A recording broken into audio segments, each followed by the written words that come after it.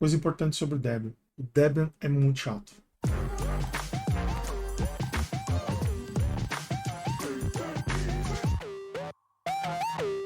E aí galera, aqui é o Liquid, esse é o canal Distro Hopper, e nesse vídeo eu não vou falar de distro, mas eu vou falar de um assunto que muito interessa. Se você tem algum tipo de dado importante na sua vida, presta atenção nesse vídeo, que eu vou dar uma dica que pode salvar anos e anos da sua história.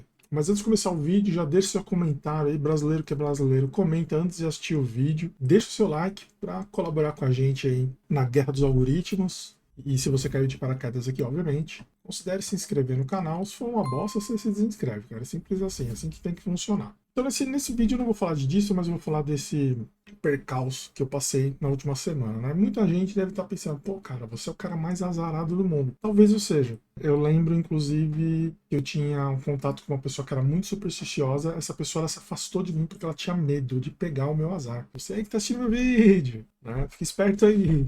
Inclusive, teve uma pessoa que uma vez ela usou uma citação bíblica para justificar porque que era uma boa ideia se afastar de mim. Mas enfim, o que aconteceu é que um SSD meu, ele não deu avisos, como todo bom SSD, ele simplesmente pifou. Para falar que ele não deu aviso, ele me deu um intervalo de 2 horas entre ele dar umas falhas de I/O, erros de I/O, aí corrompeu o sistema de arquivos e aí de repente ele se desconectava sozinho do sistema, né? Então, quando você tentava acessar um arquivo, ele se desconectava. Aí depois você montava, na hora que você dava um ls, ele se desconectava do sistema.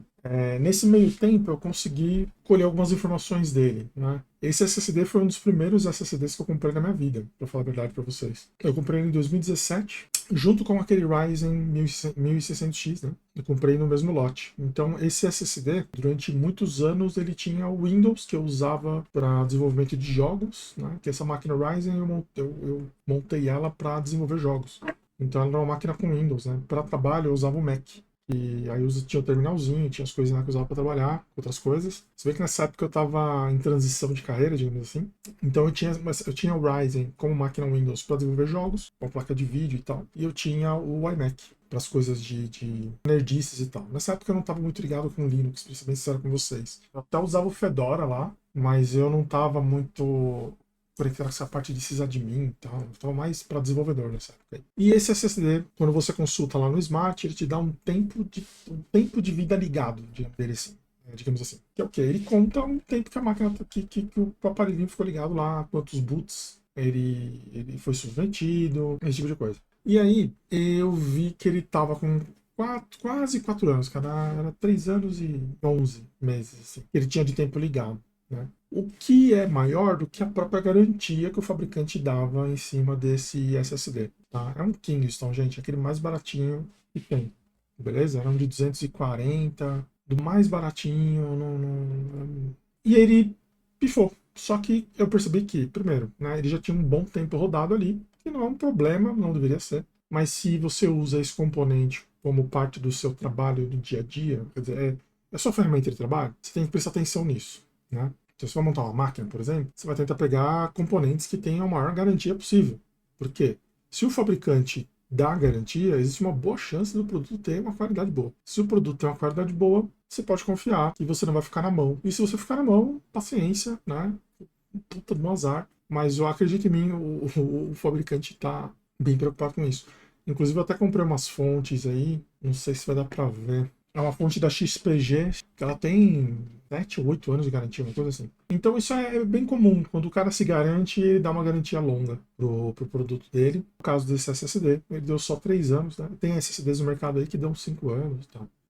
Esse aí deu 3 anos. Então, vamos lá. Essa é uma ideia que eu dou, tá? Isso não é regra, eu não tô cagando regra. Eu tô dizendo como a minha cabeça funciona. Quando o equipamento é para trabalho, eu levo muito a sério. Eu não espero lhe dar pau para eu me mover, tá? Eu sou proativo quando isso acontece. Antes de acabar, quando o equipamento perde a garantia, eu não confio mais nele.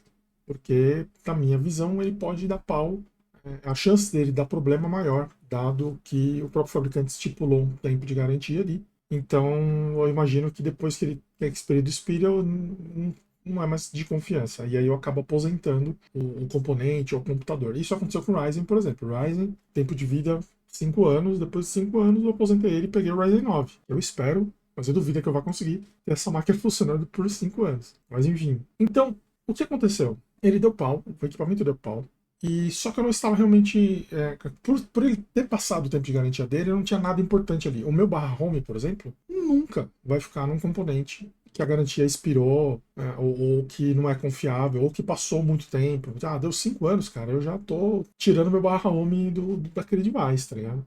Então não tinha nada de confiança ali, não tinha nada de realmente importante ali, mas o que me salvou, na verdade, foi o backup, né, que é disso que eu queria falar. Então, assim, SSD, ele passou o tempo dele, ele deu sinais, eu já boto ele na que eu chamo de reserva, né? Já boto ele para fazer coisas que não são tão importantes. Então sei lá, é um SSD onde ficam minhas músicas, ou arquivos que eu tô, ou livros que eu tô lendo, cursos que eu baixei, os vídeos e tá ali, eu tô consumindo aquele conteúdo, mas não é um conteúdo que se sumir a minha vida acaba. É conteúdo que, tipo, se sumir, eu vou ter estorvo de ter que descobrir, baixar de novo, alguma coisa assim, tá? Então, e esse era o papel desse SSD. Basicamente, eu tinha backup nele e esse backup montei esse backup eu fiz com o TrueNAS, e é aquele sisteminha que antigamente era feito em BSD. Ele monta ali uma interfacezinha bonitona para você gerenciar os seus volumes em ZFS, né? Então montei, quem aí acompanhou os vídeos de Homelab sabe, né? Eu tenho aí um TrueNAS montado aqui em casa, mas eu nunca falei dele,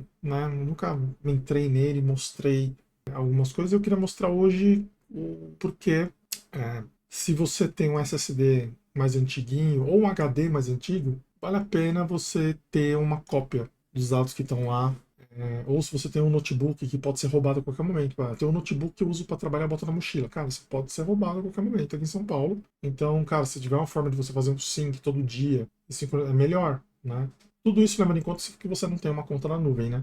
Mas se você não tem uma conta na nuvem, porra, é muito melhor se você tiver um backup local aí. Então é mais ou menos isso que eu faço. Eu tenho um backup das coisas todas pelo Nextcloud, pelo SyncThing, que é aquele sisteminha de P2P, né, para compartilhar e sincronizar arquivos. Mas eu também tenho um backup normal, que é um rsync. O TrueNAS simplesmente entra na minha máquina e faz algumas cópias de alguns diretórios com alguma frequência. Então vamos lá. Esse aqui é o TrueNAS. Eu uso o TrueNAS Scale, tá? Que ele é baseado em Debian. O TrueNAS, ele tem o TrueNAS, se eu não me engano, é o Core, e tem o TrueNAS Scale. O TrueNAS Core é o baseado em FreeBSD e o Scale é baseado em Debian. Qual que é a diferença? Além do fato de ser profissional completamente diferente. A principal diferença entre os dois é que a versão do Debian oferece orquestração de containers e máquinas virtuais com um desempenho melhor. Tá? O TrueNAS Core, ele oferece esses mesmos recursos, mas com um desempenho pior e com mais limitações. Por que isso? Porque o FreeBSD ele não tem um KVM. Ele tem um cara chamado Beehive que não é exatamente tão avançado quanto o KVM é.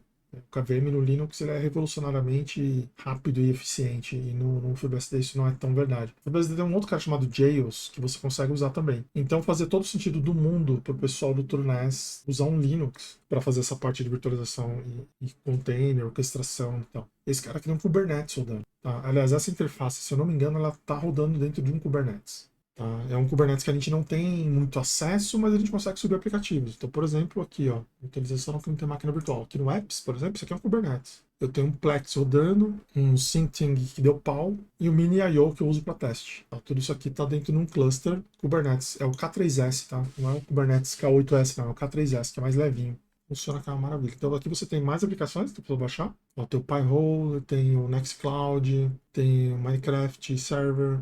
Enfim, tem várias coisas aqui que você instala ao apertar de um botão. E isso dá muito mais potência pro seu NAS, né? O seu NAS não fica sendo só disco, ele vira, na verdade, um servidor doméstico. É uma mão na roda para quem tem Homelab, um cara desses aqui na mão é ótimo, porque muito rápido você sobe vários serviços que estão se autogerenciando, ele é bem legal. Isso aqui no FreeBSD, por exemplo, é muito mais limitado. Para virtualização, acho que eu já mostrei em algum momento para vocês, uma virtualização normal KVM, tá? Mas não é isso que eu quero mostrar. Eu quero mostrar para vocês aqui, ó, em Data Protection, o que esse cara consegue fazer pela gente. E como esse cara salvou meus dados. Qual que é a estratégia que eu fiz? Eu configurei um rsync tasks. Aqui no Data Protection, você tem o Scrub Tasks, que é o quê? ele vai entrar lá no seu RAID Z e vai verificar se está tudo no lugar, se está tudo bem. Ele vai bater a informação que tem num drive com o do outro para ver se tem alguma consistência. Se tiver alguma consistência, ele já corrige. Se tiver algum drive desatualizado, ele já atualiza. Esse é um processo que é bem demorado, demora mais de 6, 8 horas tranquilamente. E é um processo que você faz uma vez por semana e tá bom. Porque em uma vez por semana ele vai parar os seus 3 drives e eles vão comparar para ver se os dados estão íntegros ali dentro. Se tiver algum problema, se autocorrige. Se não tiver nenhum problema, ele te notifica, fica sabendo. Eu tenho aqui, além do Scrubs, do Scrub Tasks, eu tenho o Snapshots. É uma regra onde eu escolho um dataset. Por exemplo, eu escolhi aqui, vou pensar aqui. Vamos fazer os backups. Eu pego backups, por exemplo, e eu escolho aqui, sei lá, você escolhe aqui qual o tempo de vida do snapshot, né? Quanto tempo esse snapshot vai durar. Porque assim, ele vai fazer os snapshots com alguma frequência. Em algum momento, ele vai olhar para os snapshots mais antigos e vai apagar. Tá? Esse aqui é o tempo de vida que você quer dar. Você quer dar 2 semanas? Você pode escolher até 2 meses, 2 anos. Aí é com você, tá? Dependendo do tipo de dado que você está lidando, você coloca mais ou menos tempo. Aqui você coloca, se você quer excluir algum diretório, né, de dentro do pool, que o nome do snapshot, então todo snapshot ele vai estar identificado com o nome alto e uma data, que é para você olhar e saber de quando que é aquele snapshot. Isso aqui na prática você não mexe muito na mão, assim, você vai ver que é tranquilo. E aqui se é recursivo, por exemplo, se ele tem subvolumes, se ele tem datasets dentro do dataset, você tem um dataset e vários dentro, você pode aplicar a recursividade, aí ele faz o snapshot de todo mundo. E você tem aqui também a frequência. A frequência pode ser de hora em hora, por dia, semanalmente, por mês. Ou você pode criar custom. Eu quero a cada 45 minutos. Fica a seu critério, você modifica aqui. Lembrando que depois de 2 meses, ele vai jogar todo mundo fora. Então se eu fizer aqui, ó, todo dia, ele vai ter 60 snapshots. E aí depois disso, ele vai começar a jogar fora os mais antigos. Tá? Esse diretório do backup, ele não é lá muita coisa, não é um lugar que eu mexo com muita frequência, não. Ele realmente é quase que um arquivo morto. Então, cara, semanal tá ótimo já. Beleza. Permitir fazer snapshots vazios, beleza, ativado. Aí salvei aqui, pá, salvei, ele já tá criando. Então já tenho os snapshots do meu backup, tá? Isso é importante, você ter snapshot das suas coisas. Por quê? Porque você pode pegar uma ransomware, você pode pegar um bug, você pode montar uma partição e deletar as coisas sem querer, e você não vai perder os seus dados, né? Se isso acontecer. Mas o que eu fiz não foi isso, né? No caso do meu SSD, como eu protegi ele? Eu protegi ele usando o R-Sync. Então o que eu fiz? Eu basicamente adicionei aqui um volume. Deixa eu ver se consigo fazer um real aqui. Esse aqui não. Esse aqui é minha home, tá? Então as minhas músicas, por exemplo, elas não estão sendo backupeadas. Só que minhas músicas elas já são no volume montado à parte, né? E ela já tem o storage aqui, ela já tem o snapshot delas aqui. Então a minha música não é um exemplo bom. Quem talvez seja um exemplo bom, uma pasta devel. Eu vou fazer uma pasta devel, então vou criar um dataset aqui chamado devel, que vai ter os meus códigos e coisas do tipo. Que, em tese, elas estão inclusas no meu barra home. Mas vamos supor que eu quisesse separar elas por algum motivo. Pode ser uma boa ideia. Então, eu vou criar um dataset aqui. Então, por exemplo, devel, que são alguns parâmetros que ele herda do dataset Pi, né? Então, nível de compressão, sync, enable a time, esse tipo de coisa. Que no caso aqui já está ativado, beleza. Deduplicação off, sensitive, tá, beleza. Então, vou salvar aqui. Ele tem o Advanced Mode. Advanced Mode tem algumas questões de cota e tal, enfim. Depois dá uma olhada. Metadados, ACL, né, que é coisa muito específica. Salvei. Então, agora já temos o develop, certo? Está gastando 128K. Aí a gente vai no Data Protection, né? Então, o que eu vou fazer? Eu vou criar um R-Sync para fazer o meu develop. Então, a primeira coisa, vai estar aqui no storage develop, beleza? Esse diretório aqui é o diretório no TrueNAS. Aí aqui no R-Sync módulo, no R-Sync você bota... Tem 2 formas de funcionar. Uma via R-Sync módulo, que você vai configurar um servidor R-Sync do seu lado, ou você usa SSH, que é o que eu uso por padrão. Tá? Qual que é a complexidade extra? Você tem que adicionar uma chave do seu TrueNAS para ele conseguir. Você tem que adicionar a chave pública do seu TrueNAS na sua máquina de onde ele vai fazer o backup, lá no root do Authorized Keys. Tá? Então, conectão usando uma chave SSH armazenada no diretório do usuário. Essa é a opção, tá? Tem uma outra opção onde você consegue criar uma keychain e tal. Eu não entendi como isso funciona, eu achei muito complicado, desnecessariamente complicado. Na cabeça de quem desenvolveu isso faz sentido, na minha cabeça não faz o menor sentido, mas ele te dá a opção para você usar a chave do seu usuário normal. Qual que é a diferença? Você vai poder sujar a sua mão com o terminal, né? Se você quiser, se você não quiser sujar a sua mão no terminal, você escolhe essa primeira opção aqui e segue as instruções. Eu achei super confuso. Se você não tem medo do terminal, coloque essa opção aqui. SSH Private Key Storage in your User Home Directory, beleza? No Remote Roast, eu vou colocar qual que é a máquina e qual usuário eu vou usar. No caso, o usuário root e meu IP é esse aqui. Por que eu vou usar o usuário root para fazer o backup de uma pasta de desenvolvimento? Porque pode ter coisas lá com permissões que são alheias ao meu usuário, né? Então, de repente, eu rodei um script com sudo, ele criou uma configuração com root e na hora que eu for fazer o backup, ele não vai fazer. Porque o meu usuário Liquid não vai ter permissão para fazer essa cópia, né? Aqui a porta e o remove path. Então, aqui no remove path, você coloca aí o path do seu negócio aí. No caso, é home liquid devel, tá? Então, ele vai entrar no diretório home liquid devel dessa máquina aqui, com o usuário root, e vai transferir as coisas para esse diretório. Na verdade, quase. Por quê? Porque você tem que definir qual que é o fluxo da transferência. No caso aqui, ele chama de direção. A direção não é um push. Eu não vou fazer um push dos dados do TrueNAS para a máquina. Ou seja, eu não vou empurrar os dados. Eu vou fazer um pull. Eu vou puxar os dados da máquina de onde eu quero fazer o backup. Então a direção aqui é pull. É como se estivesse fazendo um git pull, para quem é desenvolvedor. O usuário que vai rodar o processo do lado do TrueNAS, no caso é o root. Então, quer dizer, o usuário root do TrueNAS vai se logar no usuário root da minha máquina na outra ponta, certo? Aqui uma descrição, se quiser colocar. E a frequência, pô, esse cara aqui era bom ser de hora em hora. Então, esse cara aqui vai ser de hora em hora, ativando o recursivo, e aqui você tem mais opções, tá? Então, você tem aqui o conservar o tempo, comprimir, usar as permissões, ele arquivar as permissões todas, né? Trazer os arquivos, isso aqui que você quer. Ele traga ownership, permissões, tudo. Se é link, ele traz como link, ele não copia o conteúdo, esse tipo de coisa, tá? O delete é o quê? Se você deletar um arquivo, ele vai deletar no outro NAS também, tá? Você deleta um, ele deleta no outro. Se você não ativar essa opção, se você deletar um arquivo no seu, na hora que ele fizer o sync, ele vai manter o que está no servidor. Nem sempre você quer isso, às vezes você quer remover, né? Aí tem esse quiet que eu não entendi, preserve permissions. Isso é útil quando o usuário está setado como root. Putz, pode ser. E preserve external attributes. Não. Beleza. E aqui algum outro parâmetro auxiliar. Eu sempre uso o "-x". Por quê? O "-x", ele ignora diretórios montados dentro daquele diretório onde você vai as coisas. Então, por exemplo, se dentro do meu diretório devel eu tenho um arquivo, um diretório de projeto que está montado via NFS, se eu colocar essa opção do X, ele ignora esse diretório. Se eu não colocar, ele vai entrar no NFS e vai copiar os arquivos para nesse rsync aí também, tá? Mesma coisa vale, se você montou por rede, se você montou um pendrive, isso vale em qualquer situação desse tipo. Então eu coloco sempre o "-x" aqui. Beleza, salvou, ele já vai começar a fazer, ó, tá pendente. Vou mandar ele rodar agora.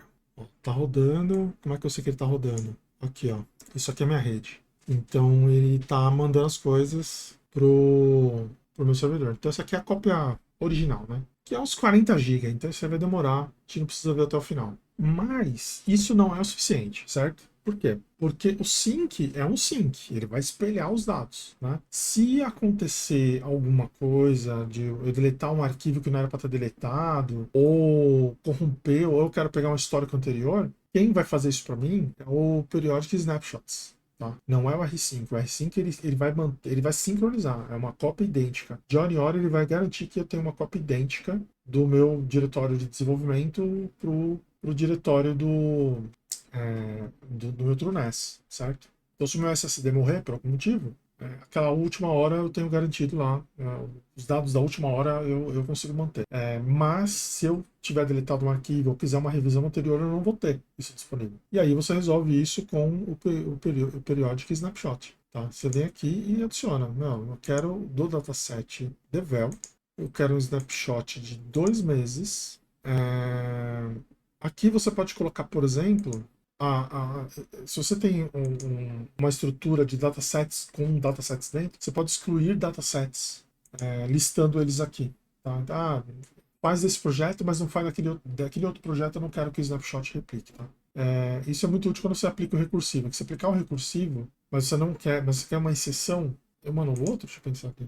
Tá confuso porque eu não sei se eles são excludentes. Por exemplo, se eu coloco aqui exclua tal dataset e colocar recursivo, se vai ou não, eu não sei. Não testei. Dá uns likes aí. Se der 18 mil likes, eu faço. Se der o branco no Blaze, eu vou. Aí tem. E aqui é a mesma coisa, eu escolho a frequência. Esse diretório de Devel não precisa ser de hora em hora. Não para o ritmo de trabalho que eu tenho. Tipo, dificilmente eu vou me arrepender de alguma coisa e, nossa, cara, preciso desfazer o que eu tô fazendo. Provavelmente um Ctrl Z resolve. Então, para mim, um snapshot daily já tá mais que suficiente. Então, que seja o daily. Então, beleza. E aí eu tenho aqui os meus snapshots pending, tá? Um deles ele vai fazer daqui a 3 dias, o outro ele vai fazer daqui a 3 horas, tá? Esse cara aqui eu não consigo forçar ele a fazer na hora, tá? Aqui eu consigo consultar os snapshots que foram feitos, certo? E eu acredito que eu consigo clonar, consigo fazer rollback, tá vendo? Só você acessar aqui e fazer rollback. Fiz o rollback, ele vai pegar o original e vai restaurar, entendeu? Então é bem fácil de usar, tá? Então, não sei se deu para entender o que eu fiz aqui, certo? Então, eu tenho um R5 que garante que eu tenho um diretório Devel espelhado nas duas máquinas, sincronizado de hora em hora, beleza. E aí, no lado do TrueNAS, eu tenho um outro cara que ele faz um snapshot desse diretório uma vez por dia. Então, assim, uma vez por dia, eu vou ter o histórico de como é que estava aquele diretório ao longo de... Quantos meses eu voltei? Esse aqui é o backup, esse aqui, ó. Ao longo de 2 meses. Então, ao longo de 2 meses, eu vou ter um snapshot diário do meu diretório da Vel. Se acontecer de eu deletar alguma coisa sem querer, ou quiser verificar como é que estava o repositório, eu faço um rollback, ou copio ele para o novo dataset, isso é importante. Se você não quer fazer um rollback, você pode copiar ele para o novo, e aí você verifica os seus arquivos lá, tira o que você precisa e depois você deleta. O dataset é tranquilo. Né? Ele está reclamando aqui. Vixe, mano. Coisas pararam de funcionar aqui em algum momento. Isso aqui foi no dia 30. Ah, não, isso aqui faz tempo já. Isso aqui é coisa antiga. Então, beleza. Consigo limpar isso aqui? Não, né? Vai ficar no Historic Forever. É basicamente isso. Então, esse arranjo me possibilitou eu não me preocupar com os dados daquele SSD, certo? Então, essa fica a minha recomendação para você aí. Se tem um HD antigo que você não confia tanto, você tem um SSD e passou da garantia, que ele pode morrer a qualquer momento sem dar nenhum sinal para você, se você tiver um TrueNAS ou algo que o valha na sua casa, manter um TrueNAS não é barato, já adianto. É muito legal, mas não é barato de manter, porque você precisa, para ter confiança, você precisa ter redundância, você precisa ter um hardware que vai ficar conectado e ligado o tempo todo. Pode ser um Raspberry Pi? Pode ser um Raspberry Pi. Vai funcionar, tá? Melhor que nada. Você não vai conseguir usar muita coisa. Ah, quero usar o Plex, quero... Não, você não vai conseguir fazer. O ZFS, ele precisa de muita memória RAM para funcionar, então menos de 8 GB não dá para usar o TrueNAS de forma legal. Eu diria para você que com 8 GB ele já está ali no limite. No limite. Com 8 GB de RAM ele já reclama que não tem memória para fazer algumas coisas, tá? Foi até por isso que eu comprei mais um pente de memória e botei 16 aqui. Porque com 8 GB, cara, ele já tá ali no limite, cara. Por quê? O ZFS, ele faz cache de leitura, de escrita, tudo na RAM, para poder performar melhor. E ele precisa ter essa memória RAM alocada para poder funcionar como se deve, tá? Ele precisa ter. Não tanta memória quanto se você ativar a deduplicação. Se você ativar a deduplicação, aí você vai ver a sua memória indo embora mesmo. Mas mesmo sem usar a duplicação, ele consome uma certa quantidade, tá? Minha máquina, por exemplo, eu cheguei a pegar ele usando 40. Quando eu tava com 128 GB, né? E eu tava com 128 GB e ZFS nessa máquina aqui, no meu desktop. Cara, ele pegava 40 GB de RAM. Só de cache. E de I/O e tal. Voava. Mas gasta RAM, velho. Parecia instantâneo, tudo era instantâneo. Tudo que eu abria era instantâneo. Por quê? Na verdade, tava tudo ali no cache já de prontidão, né? Bom, só terminando aqui o passeio, né? Então você tem essa possibilidade de fazer o R-Sync. Você tem a possibilidade de fazer um Cloud Sync. O que é esse Cloud Sync, cara? Você mandar os seus dados para a nuvem. Qual nuvem? Aí você escolhe uma. Ó, aqui você define qual é a Cloud Credential, por exemplo. Aí você escolhe o provider, tá vendo? Você pode colocar Google Drive, uma Amazon S3, Google Drive Dropbox, um FTP normal, um HTTP, um WebDAV, um pCloud, SFTP. Você escolhe, tá? Isso aqui você escolhe. Você contrata o serviço e abraço, tá? Você configura ele aqui e joinha. Ele vai funcionar. Inclusive eu tenho um Google Drive aí que eu queria colocar aí nessa conta depois para compartilhar algumas coisas. Então esse cara aqui ele vai fazer esse mesmo tipo de sync aqui do R-Sync, ele vai fazer mais com a nuvem. Então é mais um fator de proteção. Porque backup, quem tem um não tem nenhum, quem tem dois só tem um, né? E se você não tiver alguma coisa off-site, você tem problemas também, né? Eu não tenho no momento, mas é um desejo que eu tenho. Assim que eu encontrar um serviço baratinho e com alguns dados meus que fazem sentido, por exemplo, essa pasta Devel, para mim, é uma das coisas importantes que eu tenho. Então, provavelmente, eu vou pegar esse cara e vou compartilhar com o meu Google Drive. Eu tenho um Google Drive pequenininho lá, dá para compartilhar ali. São coisas importantes. Então, fica a dica. Essa aqui é a solução completa. Tem aqui também o Smart Test, você agenda o Smart. Então, uma vez por dia, ele roda um Smart em todos os HDs da máquina e gera um relatório. Se alguém tiver com problema, ele vai avisar. E tem esse cara aqui que é pouquíssimo conhecido, né? Que é o Replication Tasks. Como é que funciona a replicação? Se você tem outro TrueNAS na sua rede, você consegue mover não, você consegue replicar volumes dos seus FS para um outro TrueNAS. Tá? Essa é a pegada que você escolhe, tem que configurar. Mas a ideia é mais ou menos, você escolhe on the system, você escolhe qual que é o dataset que você quer mover, por exemplo. Aí você manda você pode replicar, você pode fazer essa replicação num outro pool. Sabe aqueles dois HDs que eu tenho? Se eu transformar aqui num DFS, eu posso replicar o volume, o dataset de um HD de um pool para o outro, por exemplo. E aí eu tenho mais uma segurança. Isso em algum momento eu vou acabar fazendo. Mas se tiver uma outra máquina, cara, você pode acessar ela por SSH e fazer a mesma coisa. E aí eu vou ter o mesmo dataset replicado em duas máquinas, tá? E aí você define as regras aqui. É bem essa pegada, né? Então assim, cara, o TrueNAS é foda. O TrueNAS é muito bom. Recomendo pra caramba. Muito dessa lógica de funcionamento de backup eu fazia na mão. E eu digo para vocês, eu confesso que para mim é difícil estar deixando de fazer essas coisas na mão e confiando numa ferramenta. Mas essa ferramenta, meu, ela mudou a minha. Todo tipo de desconfiança que eu tinha, eu não tenho mais, tá? Ela funciona e funciona muito bem para esse propósito de gestão de disco. Tem gente que instala um TrueNAS dentro do Proxmox. E aí, os volumes que o Proxmox gerencia para as máquinas virtuais são gerenciados pelo TrueNAS. Então, assim, o TrueNAS ele é uma máquina virtual rodando dentro do Proxmox e ele gerencia os hardwares reais e devolve esses volumes gerenciados já com essas políticas de backup, aplicação, tudo isso para o Proxmox usar nas outras máquinas virtuais que ele vai criar. Essa é uma solução muito robusta. Eu vi bastante gente que usa essa solução de TrueNAS dentro do Proxmox. Funciona, tem alguns problemas, o pessoal fala que pode acontecer se você tiver um problema de hardware muito específico, que aí o TrueNAS perde a referência, o Proxmox fica louco e você perde tudo. Mas eu vejo bastante gente cometendo essa loucura aí, de usar o TrueNAS dentro do Proxmox. Eu já vi gente que não é exatamente noob fazendo isso, então, sei lá, pode não ser uma boa ideia. Digam vocês aí nos comentários. Beleza? Então esse era o papo hoje. A ideia era mais ou menos essa, né? Compartilhar essa experiência aí do meu SSD que morreu. Como evitar de perder dados de bobeira. Espero que vocês tenham aprendido alguma coisa. E estamos de volta, né? Agora que meu computador não está mais dando pau, vamos voltar a fazer vídeo. Teve gente que perguntou aí. Sim, eu estou usando o Debian. É o Debian comedor de livros lá. É o Debian Bookworm, tá? Que eu estou usando. Engraçado que eu tenho uma excelente experiência com o Debian quando ele entra em freeze, cara. Eu sempre me empolgo, eu sempre instalo. Acho que eu fiz isso com o Bullseye, ou foi com o anterior, não lembro qual deles foi.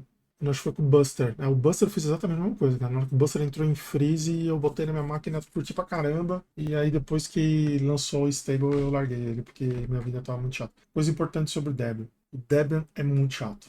E eu tô nesse momento da minha vida agora, tá? Não acontece nada nessa distro. Nada. Tudo funciona sem surpresa, né? O problema é você ter um hardware onde isso vai acontecer.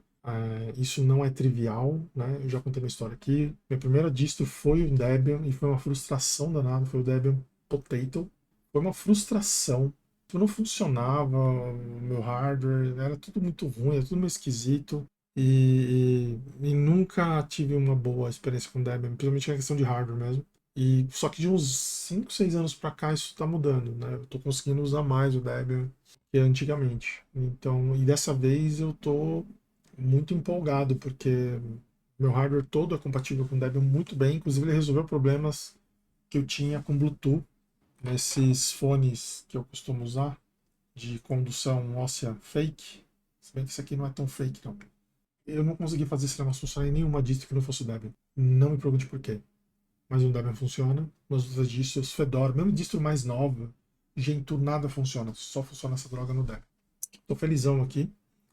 Lembrando que no meu fluxo de trabalho, não necessariamente eu estou usando Debian. Eu uso máquina virtual para atender as coisas, para fazer as coisas, na maior parte das vezes. Então, muitas vezes quando eu estou trabalhando, eu estou usando uma máquina virtual com outra distro mais adequada para aquele cliente ou para aquele job. Como às vezes eu tenho que acessar VPN, eu não gosto de misturar VPN, colocar a minha máquina na VPN dos outros, porque eu acho que todo mundo pode querer me sacanear. Então eu boto essa VPN dentro de uma máquina virtual e acesso a VPN do cara via máquina virtual e tô de boa. Fica todo mundo isoladinho e os feridos salvam-se todos. Mas enfim, é isso, gente. Então um abraço pra vocês, até o próximo vídeo. Falou.